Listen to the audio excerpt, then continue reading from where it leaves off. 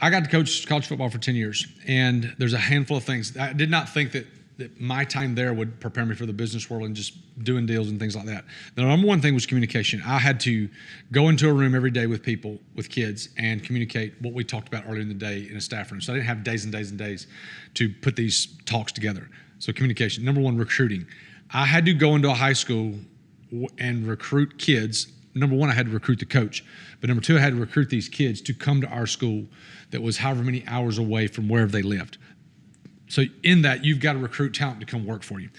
The next thing is, and I touched on this a little bit with the communication, is how to run a meeting. How to run a meeting is incredibly important when you have a team around you, whether you are leading the whole team or whether you are part of the team. At some point, you're going to have to run a meeting with people. So I learned that.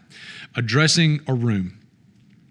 Whether it be a team meeting, someone puts you on the spot to say something in front of a group, whatever. Addressing the room is a skill that has to be developed. And thank goodness I got to develop that skill while coaching. And then the next thing is how to talk to strangers. So every May, you go into these high schools. So it's a mass. You have to go as many high schools as possible. So I'll go in 7 or 8 high schools a day in May, 5 days a week. It was crazy.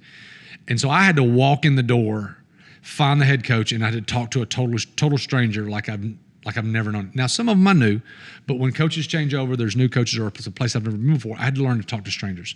That is a skill that you have to develop, and it is a wonderful skill because if you can walk up to somebody and just strike up a conversation, that's something that will last you and take you a long way in life for so many years.